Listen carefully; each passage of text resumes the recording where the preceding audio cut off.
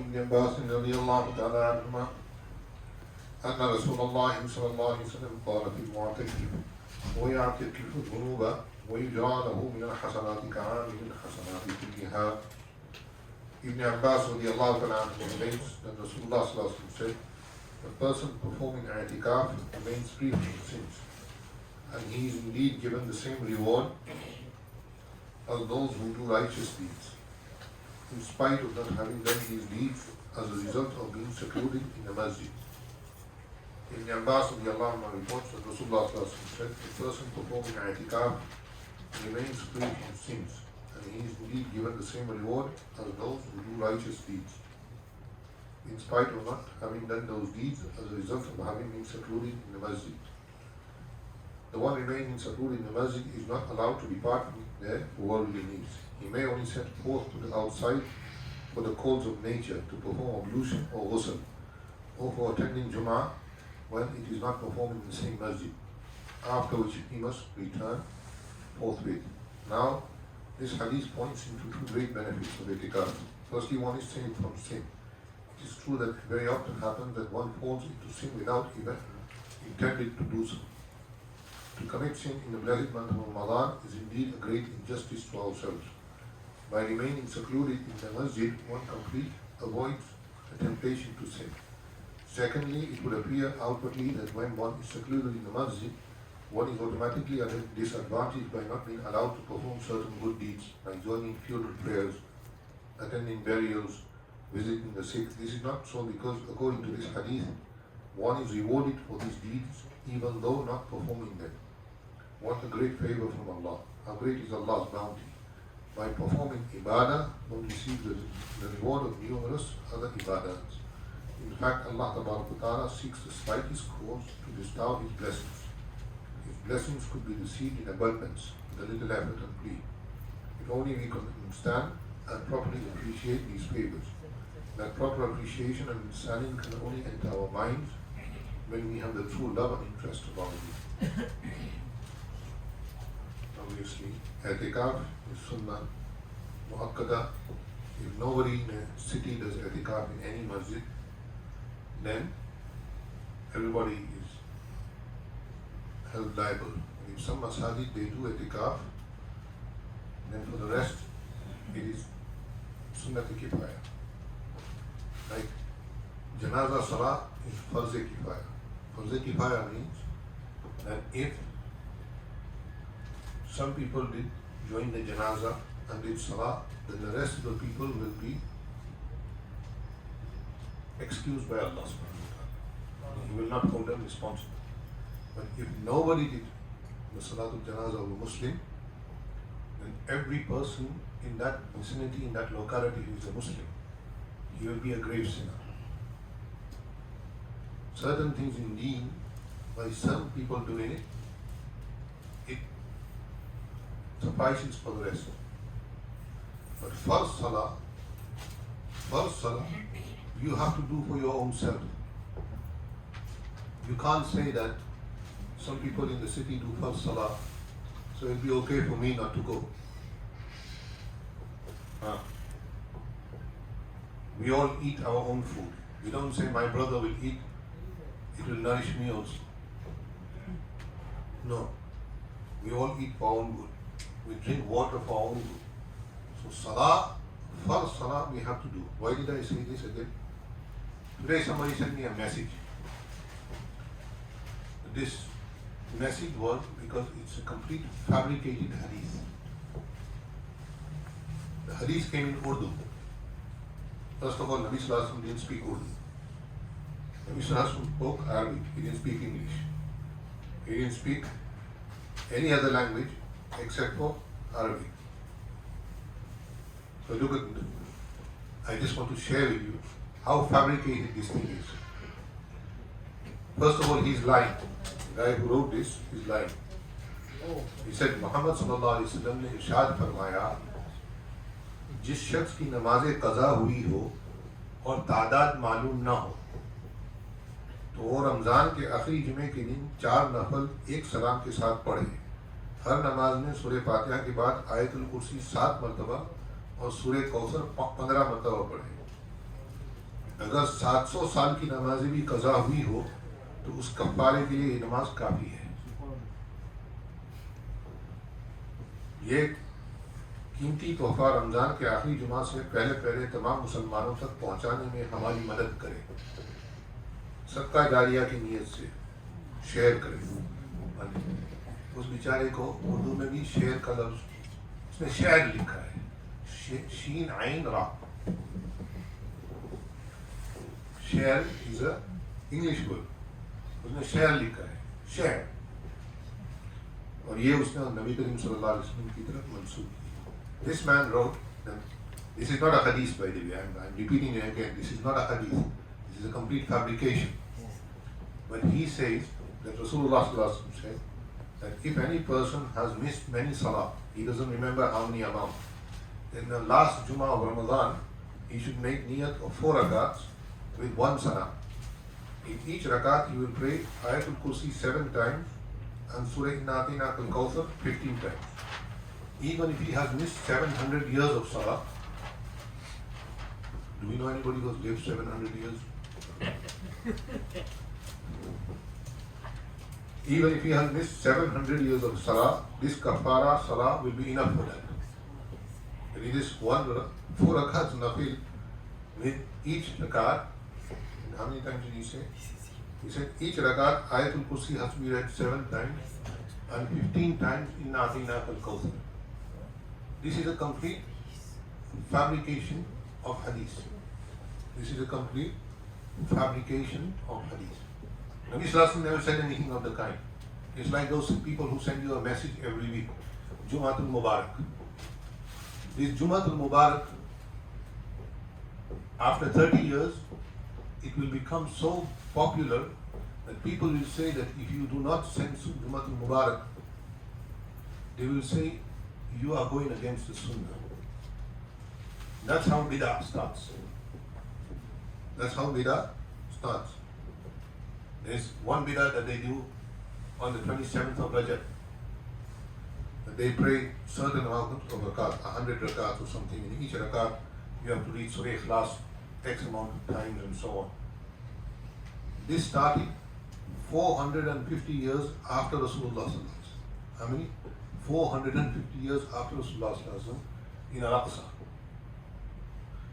Now when 27 of Rajab comes, everybody sends this. Mullah Ali Qari rahimahullah and Allama Muhammad bin Tahir and Allama Jalaluddin Suyuti, they have written books on this subject about mawdu'at, fabrications upon Rasulullah sallallahu alaihi wasallam. People don't know that you cannot lie about me. Now this guy wrote that you have to share this. It's a good thing he didn't write that if you don't share this, such and such calamity will happen to you.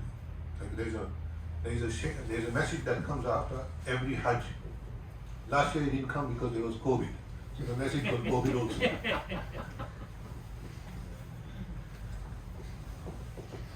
That message got COVID also. It comes every year. Every year this message comes. There is certain Sheikh Ahmed. I don't know how long he's been living for. A certain Sheikh Ahmed has a dream in Medina. Nobody's Hajj is accepted. Nobody's Hajj is accepted except for 6 people. And apparently the Sheikh Ahmed was one of them. And if you don't send this message to 10 people, before it used to be letters. I used to get this letter also. It used to be, if you don't send this message or letter to 10 people in your community, you will die of a horrible death. Or your parents or your children or something will happen to you. You'll lose all your wealth. This. So I used to teach, and there was one little kid who used to come to read Quran by me. So he wrote this letter. And you know, kids are at that age, they're very vulnerable. 8-9-year-old kid, and somebody had told him that if you don't give this letter, you will die. So this kid became very worried. So he wrote the letter to me. He said, Imam Sahib, I received this letter in the mail from India. Usually comes from these places where they do all kind of bid'ah and shirk. It came from Ajmer. In Ajmer, they send you a letter every year also with a flower inside. And you have to send them back $10. They will make dua for you. That $10 never reaches Khaja Muhyiddin Chishti, rahimahullah. It reaches that guy who sends you the letter. If he sends out 40, 50,000 letters, and if he gets 10% of those letters back with $10, he has a field day. And he does that every year. And there's quite a few of them who do this. Because of COVID, these two things have stopped also. Those letters have stopped because COVID in some way has done some good, especially to Bid'at. So this letter didn't come out last year. It won't come this year also because they will be international Hajj. But once Hajj starts, it will be again there. So I told this kid, I said, give me the letter. So I said, you gave me the letter. Now in front of you, I'm going to tear the letter. And inshallah, I will not die in 10 days. So he looked very worried. He thought, my ustad is crazy. He's going to die within 10 days because he tore the letter. After 10, 15 days after, I called him when he had forgotten. I said, how many days is it since you gave me the letter? So he said, it's more than 10 days. I said, I'm still alive? He said, yes. I said, now you believe me? He said, yes. These things are a way of making money out of people. It's a way of making money. If I dig a grave here and put on all corners one green flag, and let's call it Khalil Baba. All our cars will be finished within a year. I just have to make the grave out of marble. This is what happens. Exactly what happens. It's a good thing in the Muslim cemetery we don't allow nobody to make a marble grave. Otherwise, all that garbage that happens back home in India, Pakistan, Bangladesh would happen here also. Even those who are very educated, when it comes to this, they lose their minds. ذهب الله بنورهم وتركهم في ظلمات لا يبصرون. The grave doesn't give. We make dua for the people of the grave. What did Rasulullah sallallahu alaihi wasallam used to say? When you go to the grave, you make dua for them. Assalamu alaikum ya ahlul qabur. Wa inna bikum lahiqun. Astagfirullah. نحن أنتم سلفونا ونحن بالأثر. You have gone before us, we are coming behind you. What do people do? They go to the grave. We sometimes see at the cemetery that some people leave incense sticks, agarbatti and flowers around the grave. But that agarbatti, that incense stick, those flowers do nothing for the person in the grave. Nothing. You can put $100,000 worth of flowers. It will do nothing for the person in the grave. But if you give $1 of sadaqah on their behalf, that will benefit them. What will benefit them? That $1 of sadaqah that you give on their behalf will benefit them. Akbar Ilahabadi says in a share in Urdu, he said, but meaning is that करे गैर बुद्ध की इबादत तो काफिर, करे गैर बुद्ध की इबादत तो काफिर, जो ठहराए बेटा खुदा का तो काफिर, जो ठहराए बेटा खुदा का तो काफिर, मगर मोमिनों के लिए कुशादा है राहें, कब्रों पे जाके फूल चढ़ाए. This is what we do. We still haven't come out of it. After even coming in America, if you look at Urdu Times, I don't know if it still comes out or not, but there is one page full of advertisements about these Babas. There is one called Bukhari Baba. He lives in England. I'll tell you where he lives. He lives in a place called Scunthorpe. Now they have named it Scunthorpe Sharif, like Baghdad Sharif. And Scunthorpe Sharif. Now what is his Baba's thing? That for 300 years he has been gift that in his family you write to him and he will make dua for you. If you have problems with your wife, now who doesn't have problems with their wife in America? If somebody says I don't, he's a liar. Or he doesn't have a wife. They have problems with their children. Write to me. So even those people who are well educated, I asked one guy, I said, how much does this advertisement cost? Because this is a running advertisement for at least 20 years. Every Urdu time paper that you can find for the last 20 years, you will find this advertisement in it. It's the same address from Scunthorpe. So he said, every edition, I don't know how many times they bring it out in a week, every edition, it must be costing him $700 to $800 because they charge you per word. And he has half a page. So I said, $700 to $800 every week this guy pays? That means that he must be making a lot of money from America. But why would somebody put an advert in a newspaper if he's not going to make money? This is our aqaid. This is our beliefs.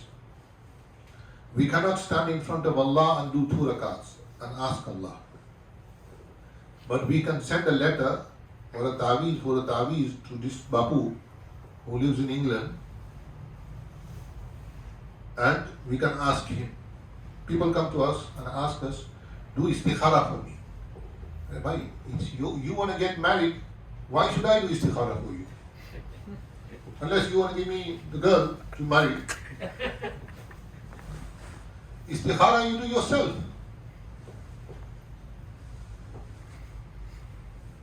Right? If I am hungry, why am I going to ask Azim Bhai to eat for me? Why? Huh? Does it make sense? This is all psychological effect of, because we come from the background of shirk. Our forefathers, everybody claims that they come from Arab Nasr. I claim also. Allah knows best where we come from. Because what we see doesn't make sense to us. Allama Iqbal said in a share, तुम सभी कुछ हो, तुम मिर्जा भी हो, तुम सैयद भी हो, तुम पठान भी हो, तुम सभी कुछ हो, आया तुम मुसलमान भी हो, आया तुम मुसलमान भी हो. One day I went to do a nikah. So I told the father of the bride that what have you agreed upon on the mahar? So he turned around and he said to his friend, "Ye kaisa mulla le aaya?" So the father, the friend, he knows me very well. He said, "No, mahar." He said, I don't want to know what mahar is. I don't want no mahar. I said, mahar is not for you, it's for your daughter. So he said, okay. I said, मेरा बात नहीं है भाई, वो कुरान की बात है. Adam bil ma'ruf. When you do nikah, you have to give mahar to the woman. This is the hukam of the Quran. And so he argued, but alhamdulillah, at least the bridegroom, he had a little sense. When I talked to him, he said, I'll give $1,000 cash. I said, that's okay. When I started to sign the paper, he said to me, my name is right, Sayyid so-and-so. You know what Sayyid means? That he's from the family of the Prophet ﷺ. ये आधा कराची वाले यहाँ सैयद हैं. आधा Karachi. All claim to be Sayyid. क्या सैयद बना लगा रखा है? So I said to him, my hand would not write. Because I'm thinking that this guy, just a minute ago, he told me he doesn't believe in mahar. How can he be a Sayyid? But I had somebody who was sitting next to me. He said to me, I'm just writing. Afterwards, I made inquiry. after that nikah, if I tell you what happened in nikah, you will not believe it. Before the nikah, they were all dancing. And these were all sadat, so called. They were dancing with each other's wives, not with their own wives. So I sat outside because I got stuck in it. So in the end, after a few days, I asked a friend, I said, so he said to me, this guy told you, he said he has 4 khalis liquor shops. He only sells liquor, nothing else. Not a convenience store. He sells hard liquor.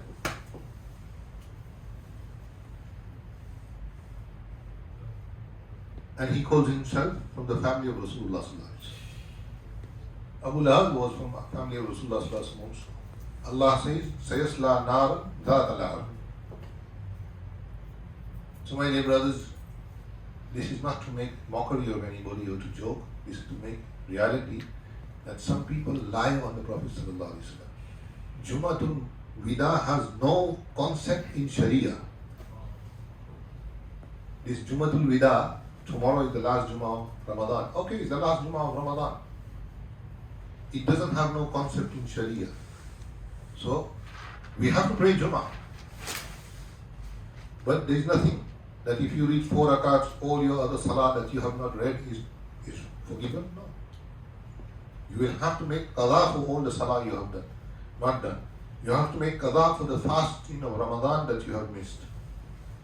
It's not that because the last Jummah comes in Ramadan, you make dua to Allah and it's all finished. No. This is not how deen works. This is not how Sharia works. We have to do qadha of the fara'is that we have missed. If somebody sends these messages, may Allah give them hidayat. Because Nabi Kareem sallallahu alaihi wasallam says that من كذب علي متعمدا فليتبوأ مقعده من النار. Imam Muslim rahmatullahi alayhi has mentioned this hadith many times. That the person who lies deliberately on Rasulullah sallallahu alaihi wasallam, that he should make his place in hellfire. He should make his place in hellfire.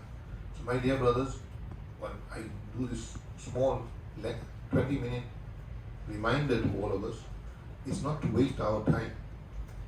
Is to give you some information about deen and that we rectify ourselves. I also and you also. It reminds us that what deen is. That's why we read from the Kitab and from the Quran so that we understand Quran and Sunnah of Rasulullah sallallahu alaihi wasallam. We don't go after these type of things which has no basis in deen. We do not deny the significance of awliya. Ala inna awliya Allah la khawfun alayhim wa la hum yahzanun. Those who are the true lovers of Allah subhanahu wa ta'ala, the true friends of Allah subhanahu wa ta'ala, may Allah make us amongst them also. They did not do any of these things. If you go to Lahore, to Data Ganj Baksh Ali al-Hajweri rahmatullahi alayhi, on his grave, you see all the things they do there. But if you read his kitab, Kashful Mahjoob, in Kashful Mahjoob, he is completely against everything that they do by there. But nobody reads Kashful Mahjoob. Sheikh Mu'inuddin Chishti rahmatullahi alayhi, who is in Ajmer, if you read his life, you will find that he was completely against all of this.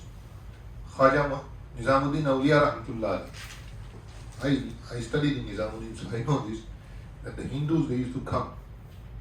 So inside, they had made a room inside, underneath the ground.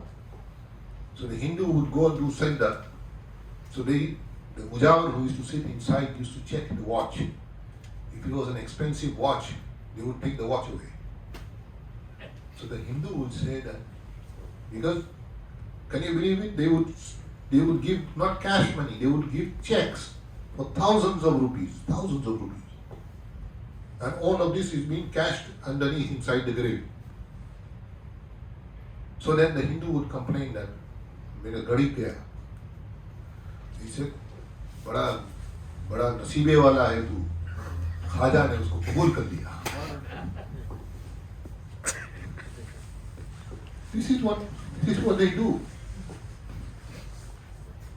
Do you know how much is the worth for just putting your shoes near the Moinuddin Chishti Rahmatullah alayhi, or in Lahore, or in Karachi, or in Bombay, wherever these awliya are buried? They have every year somebody takes a take-off for just taking the shoes. He pays, some of them pay 2 crore rupees. So how much are they making that they pay 2 crore rupees just to be there? So imagine that. This is all falsehood. Allah Ta'ala does not need all this. And definitely Allah's Rasul Sallallahu Alaihi Wasallam didn't preach us this. So be careful. Be careful. It happens here in America also. It happens here also. People get tricked. May Allah subhanahu wa ta'ala save us from these things. Because this leads to shirk. Shirk fil amal and shirk fil aqaid.